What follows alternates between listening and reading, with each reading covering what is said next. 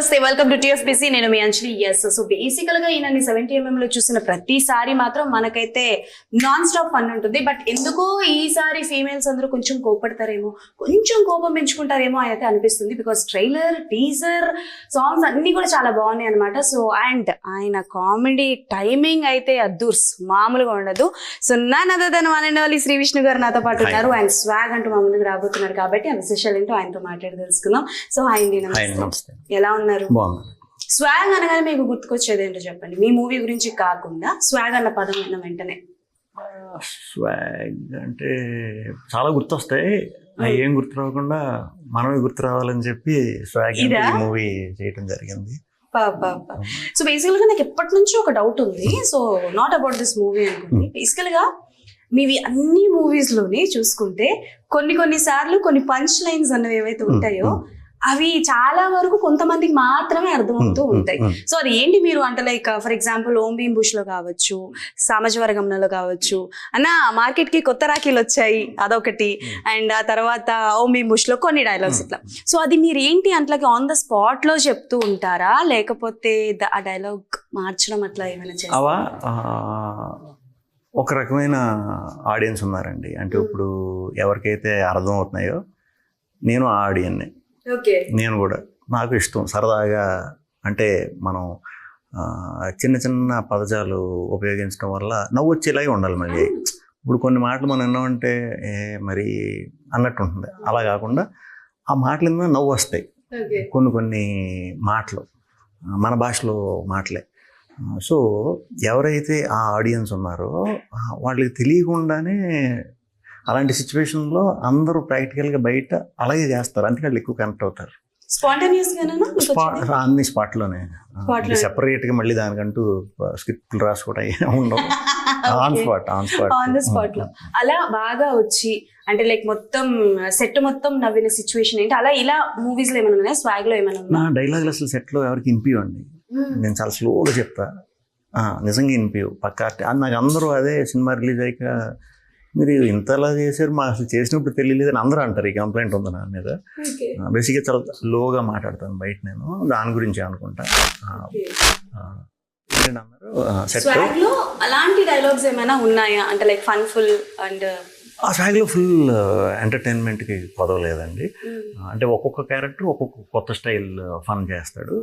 ఒక్కొక్కటి దాంట్లో ఒక్కొక్క ఫన్ నేర్చుకోవచ్చు మీరు. అంటే నేను చేయలే, కొంచెం ఇన్ఫ్లుయెన్సర్ క్యారెక్టర్ అది. కొంచెం ఈ ఏజ్ రిప్రజెంట్ చేసే క్యారెక్టర్. సో యంగ్ కాబట్టి వాడిది కొంచెం మీరు చూసే ఉంటాం మనం సామజాలో కానీ ఓంభీమ్ బుష్లో కానీ. వీళ్ళ ముగ్గురిని మాత్రం మనం ఇంకెక్కడ చూడని మేనరిజమ్స్, చూడని బాడీ లాంగ్వేజ్, చూడని వాయిస్ కూడా ఉంటుంది. నాకు ఈ మూడిట్లో కన్నా అది మిడిల్ వన్ ఉంది కదా, పోలీస్ క్యారెక్టర్, అది చాలా డిఫరెంట్ అండ్ డిఫికల్ట్ అని విన్నాను. సో ఏంటి దానికోసం ఎలా కష్టపడ్డారు, ఏం చేశారు ఏంటి? అంటే తయారవడానికి మనకు 4 గంటలు పడుతుంది రోజు. సో అదే పెద్ద ప్రిపరేషన్ అనమాట. సో ఇదన్నీ పెట్టుకుని కొంచెం ఆ లుక్ తీసుకురావడానికి, ఎందుకంటే అతనే కొంచెం ఎక్కువ ఆడవాళ్ళని, ఈ జనరేషన్లో ఉన్న మనిషి అతను, అదే ప్రజెంట్ 60s లో ఉన్న అతను. ఆ పాతకాలం 90s ఐడియాలజీలు అవన్నీ ఆడవాళ్ళని తక్కువ చేసి మాట్లాడటం అయితే ఇతనే ఎక్కువ చేస్తాడు. సో మీ ఆడవాళ్ళందరికీ చాలా పెద్ద విలన్. కానీ లాస్ట్కి వెళ్ళేటప్పుడు మాత్రం ఎక్కువ మంది లేడీస్ ఈడికే ఫ్యాన్స్ అవుతారు. అవునా? సో బేసికల్ గా ఇప్పుడు మీరు తీసుకున్న కాన్సెప్ట్ ఏదైతే ఉందో ఇట్స్ కొంచెం సెన్సిటివే కదా, వెరీ సెన్సిటివ్ ఇష్యూనే. అంటే లైక్ చాలా వరకు చూసుకుంటే కొన్ని డైలాగ్స్ కావచ్చు, కొన్నిసార్లు కొన్ని సినిమాలు కొన్ని డైలాగులు వస్తేనే చాలా వరకు అంటే ఇలా అనకూడదు అలా చేయకూడదు అని చాలా వరకు చర్చలు ఇవన్నీ జరుగుతూ ఉంటాయి కదా. సో ఇట్స్ కంప్లీట్లీ అంటే లైక్ నాకు తెలిసి ఈ క్యారెక్టర్స్ అన్ని కూడా ఏదో ఒక పాయింట్ ఆఫ్ వ్యూలో సపోర్ట్ చేస్తా, ఒకనొక పాయింట్ ఆఫ్ వ్యూలో అపోజ్ గా ఉంటారు. సో రిస్క్ తీసుకున్నారని చెప్పొచ్చా? లేదండి. అంటే ఇప్పుడు మీరు టీజర్ ట్రైలర్ చూసి మీకు అలా అనిపించవచ్చు.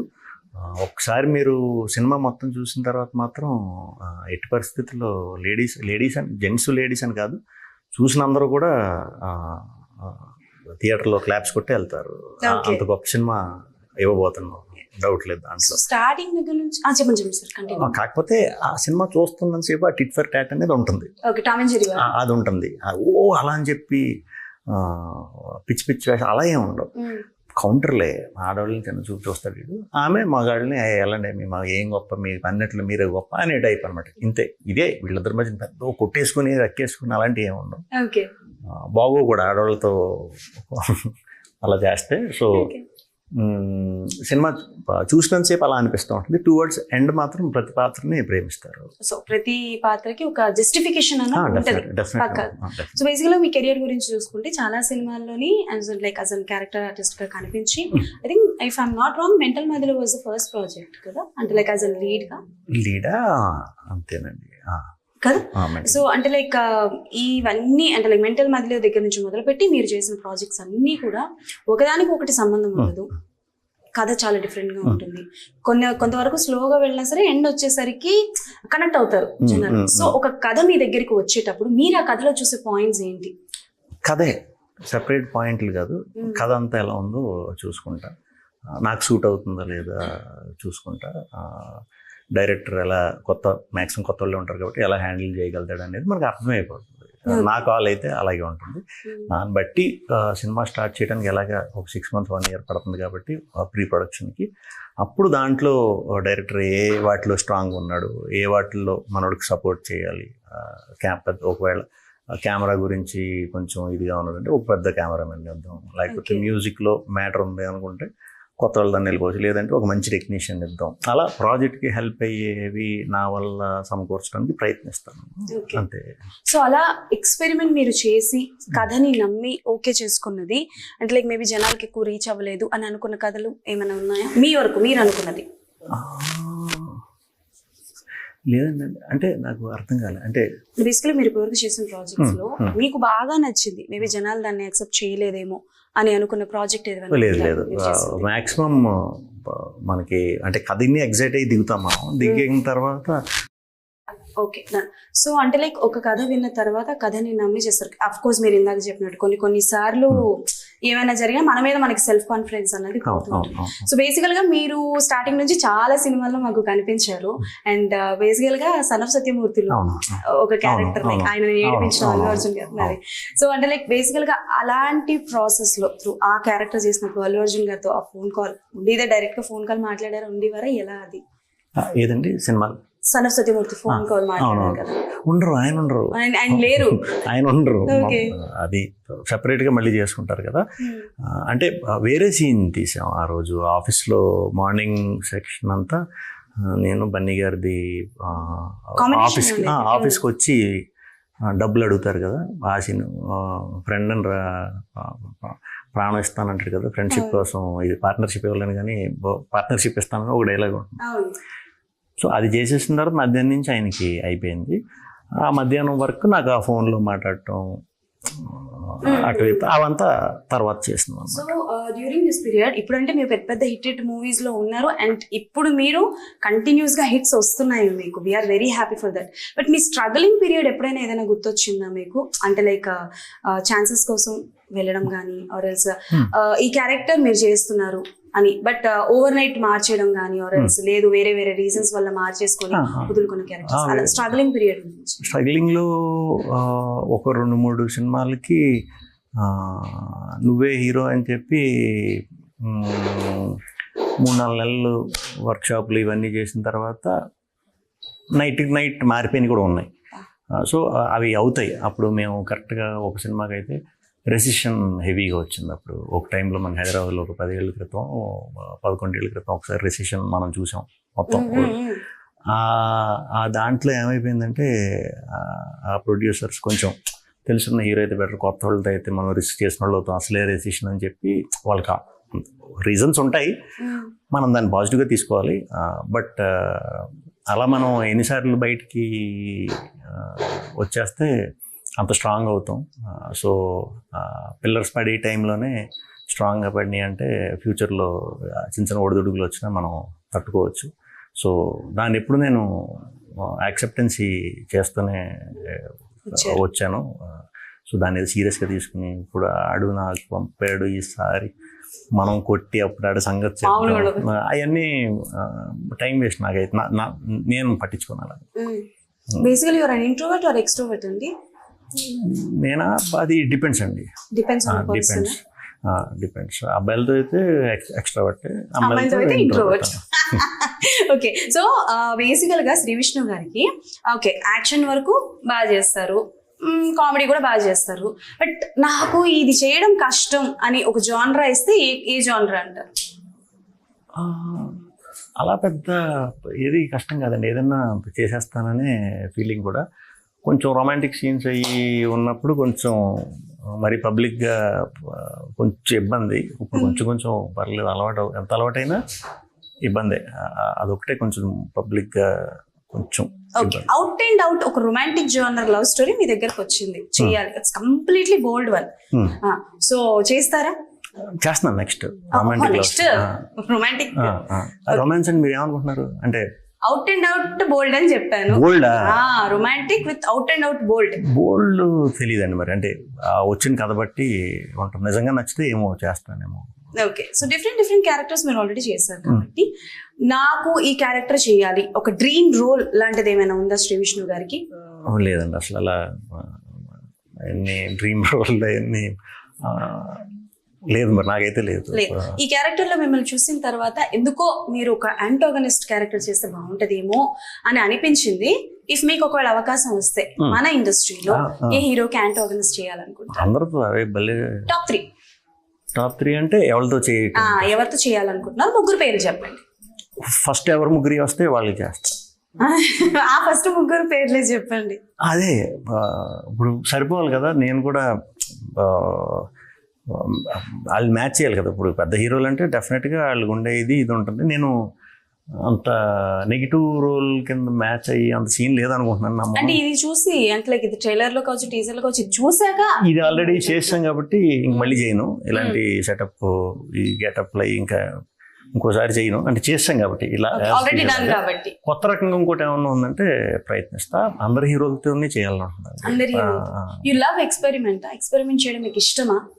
అంటే ఇప్పుడు ఆల్రెడీ ప్రూవ్డ్ దీన్ని తీసుకుని ఏదన్నా రిస్కే. ఫైనల్గా బయటికి సినిమా వచ్చేసి టైంకి అది ఎవడో ఏం చెప్పలేడు ముందు. సో అదేదో నేను కొత్త వాళ్ళతోనే చేసుకుంటే కొత్తోడికి లైఫ్ ఇచ్చినట్టు ఉంటుంది. అండ్ ఇంకా పూర్తిగా ఈ కొంచెం అనుకున్నట్టు హానెస్ట్గా చెప్పేతనం స్టార్టింగ్లోనే ఉంటాయి. స్లోగా ఎవరన్నా నేనన్నా అంతే, మీరన్నా అంతే, వచ్చినప్పుడు ఉన్నంత ప్యూర్గా అంటే ఓన్లీ కథ అనేది కొంచెం ఎక్స్పీరియన్స్ కొద్దీ మారుతాం. సో కొత్తోడి దగ్గర హానెస్టీ ఉంటుంది కాబట్టి, ఆ కష్టపడే ఇది ఉంటుంది కాబట్టి నాకు వాళ్ళతో చేయటమే ఎక్కువ ఇంట్రెస్ట్. అండ్ రీతు గారి గురించి, మీరా జాస్మిన్ గారి గురించి చెప్పండి. బికాస్ నాకు తెలిసి మీరా జాస్మిన్ గారు ఆఫ్టర్ లాంగ్ టైం తర్వాత త్రూ అవుట్ ద మూవీలో ఒక క్యారెక్టర్ చేయబోతున్నారు. సో లాంగ్ టైమ్ మీరా జాస్మిన్ గారు. Ritu long time. రీతుతో నేను ప్రేమేష్ గారు చేసా ఫస్ట్ ఫిలిం. సో అప్పటి నుంచి అలవాటు, మంచి ఫ్రెండ్స్ మేము. సో ఈ క్యారెక్టర్ రీతు అనుకున్న వెంటనే డెఫినెట్గా నచ్చుద్ది, రీతుకు అనుకున్నాం, నచ్చింది, చేసింది. మీరా గారు ఆవిడ చాలా స్టన్నింగ్ పర్ఫార్మర్. ఆవిడ నేషనల్ అవార్డ్ విన్నర్ కూడా యాక్ట్రెస్. సో ఆవిడతోనే అంటే నేను ఎప్పుడు ఆళ్ళు అనేది ఇదవును, బట్ నేషనల్ లెవెల్ యాక్ట్రెస్ అంటే వాళ్ళు పర్ఫెక్షన్ బీభత్సంగా ఉంటుంది. సో ఎలా ఉంటుందని ఫస్ట్ రోజు అయితే చిన్న ఎగ్జైట్మెంట్ ఉంది. ఆవిడ అసలు సూపర్ కూల్ అనమాట. అసలు ఏం ఉండదు, చాలా సింపుల్, చాలా కూల్. ఆ పాత్రలోకి అయితే అలా సప్పని దూరేస్తారు. ఆవిడ దూరటం వల్ల మా ఎపిసోడ్స్ చాలా బాగా వచ్చినాయి. రేపు థియేటర్లో చూస్తారు. ఆవిడ కూడా చాలా గొప్ప పేరు వస్తుంది సినిమా తర్వాత.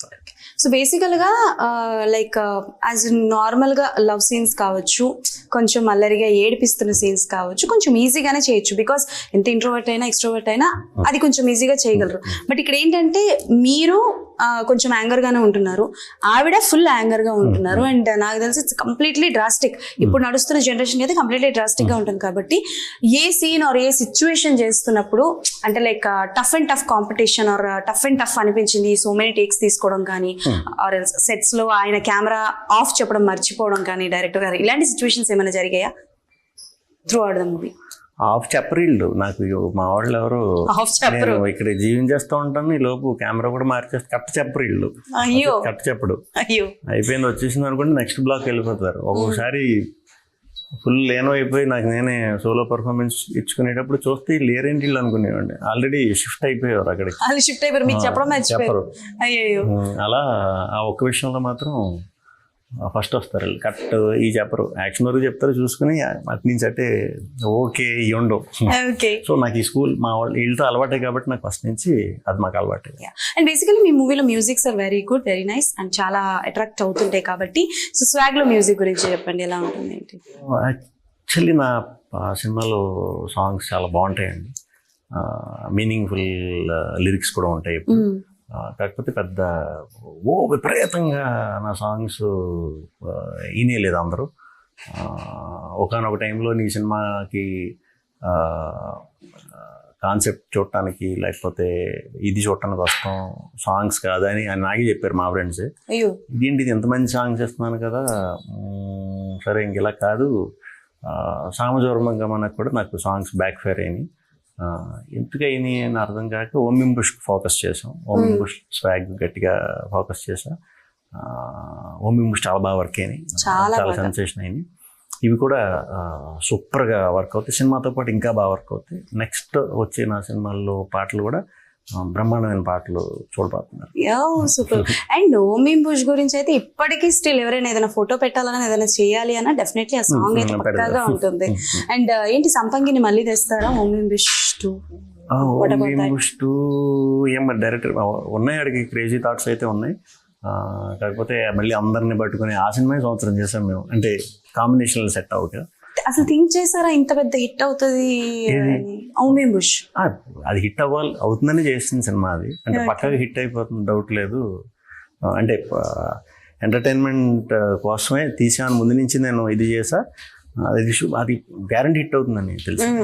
మరి స్వాగ్ కూడా అంతే confident? Sure shot, sure shot, అది గ్యారంటీ, ఇది sure shot. Okay. Any regrets అండి లైఫ్ లో? రిగ్రెట్స్ టైం వేస్ట్, సో వాటి గురించి పెద్దగా ఆలోచించడం అంతే. త్రూఅవుట్ జర్నీలో మీరు నేర్చుకున్నది ఏంటి? If you want to say something, అంటే అప్కమింగ్ వచ్చే వాళ్ళకి కావచ్చు, స్ట్రగుల్ చేస్తున్న వాళ్ళకి కావచ్చు, ఆర్ ఎల్స్ లైఫ్ లో అప్స్ అండ్ డౌన్స్ ఫేస్ చేస్తున్న వాళ్ళకి ఒక గైడెన్స్ గా కావచ్చు, ఏమైనా చెప్పాలి అనుకుంటే what you want to say? Hard work అండి, హార్డ్ వర్క్. లైఫ్ అన్నాక అన్నీ ఉంటాయి, డే ఉంటుంది, నైట్ ఉంటుంది. సో సీజన్స్ మారినట్టు సమ్మర్ అంటే ఇరిటేషన్ పడిపోతే సరిపోదు, నెక్స్ట్ వింటర్ వస్తే వింటర్ వాల్యూ తెలుస్తుంది, సమ్మర్ వస్తే వింటర్ వాల్యూ తెలుస్తుంది అన్నట్టు. అలా కష్టపడుతూ ఉండాలి, ఏ పని చేసినా హానెస్ట్గా చేయాలి. అప్పుడు ఈ లక్ గిక్ అలాంటివన్నీ కూడా మన కాలి కిందకు వచ్చి కూర్చుంటాయి. Super. And this is the last one question. So swag moment in the industry with one person అని అంటే ఎవరి పేరు తీసుకుంటారు? Not from your caste. Swag moment ఇండస్ట్రీయా? ఇండస్ట్రీ అంటే నాకు అంటే బన్నీ గారిని కలిసినప్పుడు, తారక్ గారిని కలిసినప్పుడు చాలా బాగా రిసీవ్ చేసుకుంటారు. ఎస్పెషల్లీ బన్నీ గారు అండ్ తారక్ గారు ఇద్దరు కూడా. అంటే మన వర్క్ ఇంత అబ్జర్వ్ చేస్తున్నారు, మనం ఏమనుకుంటాం, చాలా పనులు ఉంటాయి కదా మన ఏం చూస్తారులే అని అనుకుంటాం. బట్ ఎంత కీన్గా అబ్జర్వ్ చేస్తారంటే అందుకే అంత పెద్ద సూపర్ స్టార్లు అయ్యారా వీళ్ళు నేను అనుకుంటాను. నిజంగా నేను అంత డీప్ గమనించనేమో, నాకు ఆ గ్రాస్పింగ్ ఇది లేదేమో. బట్ కూర్చున్నప్పుడు మైన్యూట్ నా ఏ సినిమా సక్సెస్ అయినా పిలుస్తారు కంపల్సరీ. మైన్యూట్ డీటెయిల్స్ కూడా అడిగి అది ఎలా చేసేవారా, ఇది ఎలా చేసేవారా అని చెప్పి అడుగుతారు. సో అప్పుడు చాలా హ్యాపీ ఫీల్ అవుతాను అనమాట. అలాంటి వాళ్ళు మన సినిమా చూడటం ఎక్కువ అనుకుంటే మన గురించి పక్కన కూర్చోబెట్టుకుని మాట్లాడుతున్నారు చూడు, పొగుడుతున్నారు చూడు అనేది హ్యాపీ. అది నాకు Swag moment. Wow, super. Devara చూసారా? దేవరా చూడాలండి, చూడాలి. Okay, done. Anyways, thank you so much. And definitely Swag కూడా సూపర్ డూపర్ హిట్ అవ్వాలని మనస్ఫూర్తిగా కోరుకుంటున్నాను. అండ్ మీ అప్కమింగ్ వచ్చే ప్రాజెక్ట్స్ కూడా హిట్ అవ్వాలని మనస్ఫూర్తిగా కోరుకుంటున్నాను. Thank you so much. So అది సంగతి అనమాట. అండ్ October 4th అందరూ థియేటర్స్ కి వెళ్ళి స్వాగ్ చూసి ఎలా ఉంది ఏంటి అని కింద కమెంట్స్ లో మెన్షన్ చేయండి. మళ్ళీ ఇంకో ఇంటర్వ్యూతో డెఫినెట్లీ మీ ముందుకు వచ్చేస్తా. Keep watching TFPC.